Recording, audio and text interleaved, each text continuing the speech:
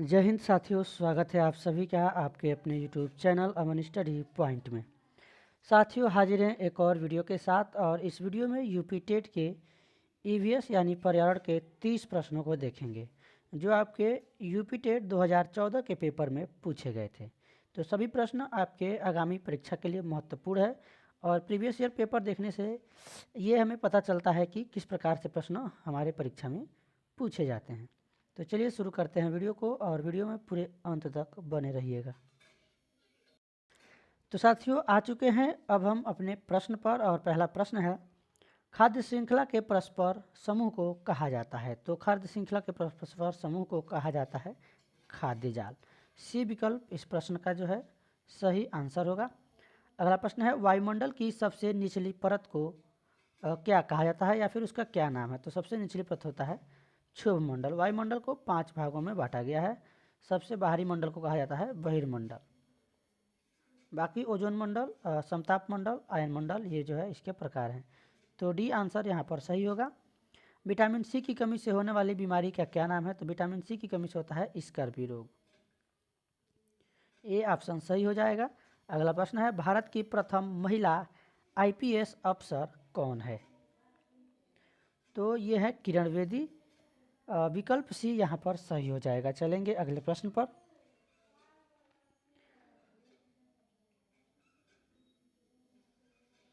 असम का प्रसिद्ध एक सींग वाले गैंडे वाला वन्य जीव अभ्यारण्य कौन सा है। तो वो है काजीरंगा। काजीरंगा यानी ऑप्शन बी यहाँ पर सही होगा।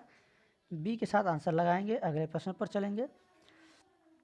निम्नलिखित में से कौन सा आग्नेय चट्टान का उदाहरण है। आग्नेय चट्टान का जो उदाहरण है यहाँ पर बेसाल्ट हो जाएगा। यहाँ पर ए वाला ऑप्शन सही होगा। चलेंगे अगले प्रश्न पर।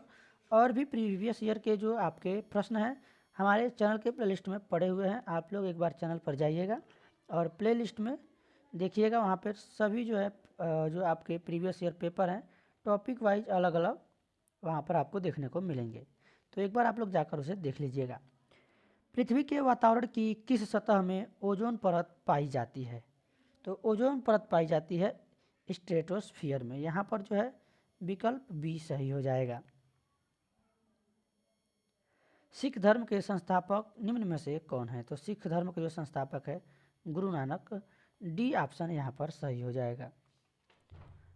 अगला प्रश्न देखेंगे, भूकंप की तीव्रता नापने का यंत्र है। तो भूकंप की तीव्रता नापा जाता है सिस्मोग्राफी से। यहाँ पर बी ऑप्शन सही होगा।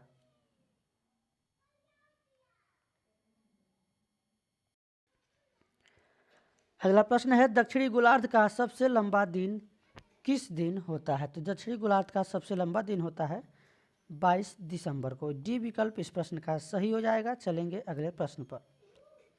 सत्यार्थ प्रकाश के लेखक का नाम है। सत्यार्थ प्रकाश लिखा है स्वामी दयानंद सरस्वती ने। और स्वामी विवेकानंद ने रामकृष्ण परमहंस के अपने गुरु के नाम पर रामकृष्ण मिशन की स्थापना की है। तो ये आप लोग याद रखेंगे, रामकृष्ण मिशन की स्थापना किसने किया था। तो ये स्वामी विवेकानंद ने। राजा राम मोहन राय ये जो है ब्रह्म समाज के संस्थापक थे। ब्रह्म समाज के संस्थापक थे। इन्होंने जो है सती प्रथा का विरोध किया, विधवा पुनर्विवाह का समर्थन किया। ये जो है इनसे संबंधित तथ्य हैं, आप लोग इसे याद रखेंगे। बिहू भारत के किस राज्य का लोक नृत्य है। तो ये है असम का लोक नृत्य। बिहू असम से संबंधित है। यहाँ पर सी वाला ऑप्शन सही हो जाएगा।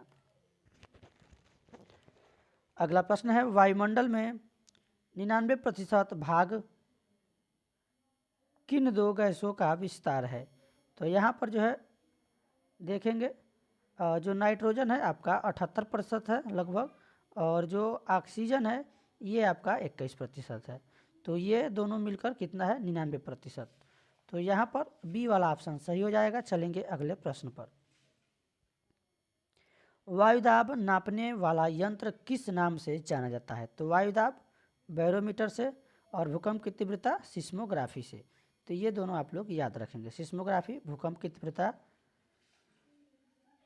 थर्मामीटर से बुखार जो है मापा जाता है।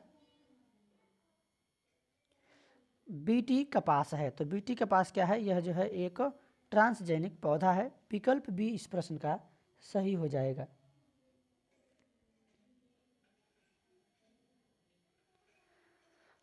कौन सा वायुमंडलीय प्रदूषक अम्लीय वर्षा का प्रमुख कारक है? तो ये प्रश्न कई तरह से घुमा के भी पूछा गया है। सल्फर डाइऑक्साइड, यानी यहाँ पर SO2 ऑप्शन ए इस प्रश्न का सही हो जाएगा। अगला प्रश्न देखेंगे, निम्न में कौन सर्वाधिक उत्पादक पारिस्थितिकी तंत्र है? तो इसमें जो है उष्णकटिबंधीय वर्षा वन, ये जो है सर्वाधिक उत्पादक पारिस्थितिकी तंत्र है। ए के साथ आंसर लगाएंगे। चलेंगे अगले प्रश्न पर। निम्नलिखित में से कौन सा रसायन आम पकाने में प्रयोग होता है? तो आम पकाने में जो प्रयोग होता है वह होता है आपका कैल्शियम कार्बाइड। यहाँ पर सी ऑप्शन सही हो जाएगा। चलेंगे अगले प्रश्न पर। अगला प्रश्न है आपके स्क्रीन पर, कौन सी बीमारी दूषित जल पीने से फैलती है? तो जो इसमें दूषित जल पीने से बीमारी फैलती है वो टाइफाइड है। तो बी विकल्प यहाँ पर सही होगा। निम्नलिखित में से कौन ग्रीन हाउस गैस नहीं है? तो ग्रीन हाउस गैस में आता है कार्बन डाइऑक्साइड, CH4 यानी मीथेन, N2O। यहाँ पर जो है CO, ये जो है आपका ग्रीन हाउस गैस नहीं है। सी इस प्रश्न का राइट आंसर हो जाएगा। अगला प्रश्न देखेंगे, और 10 प्रश्न है, बस आप लोग वीडियो में बने रहिएगा।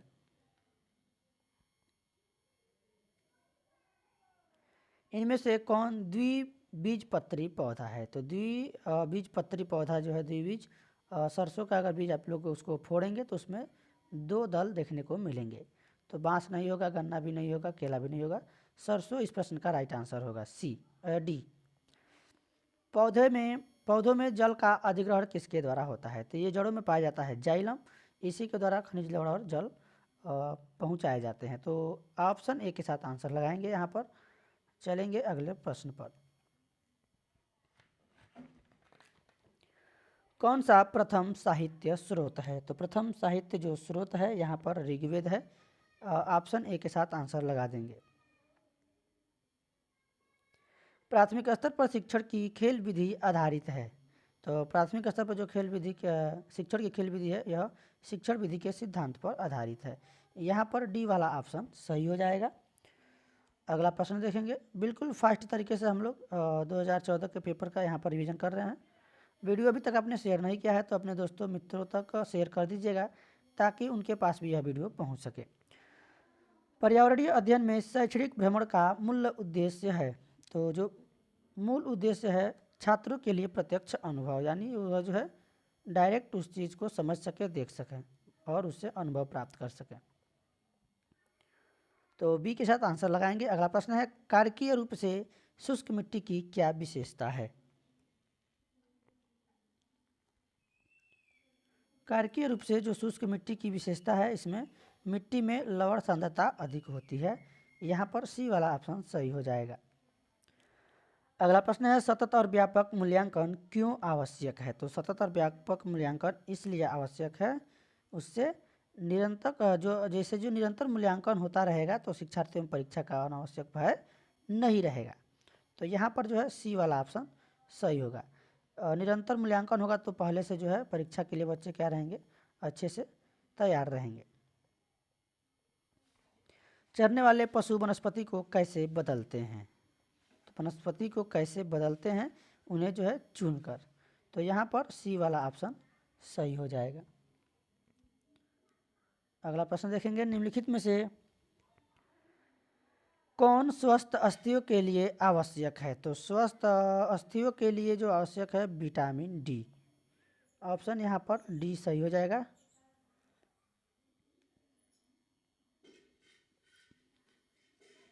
आखिरी प्रश्न है इस वीडियो का, भारत में हिमालय की सबसे ऊंची चोटी का नाम है। तो भारत में पूछा गया सबसे ऊंची चोटी का नाम, वो है माउंट केटू।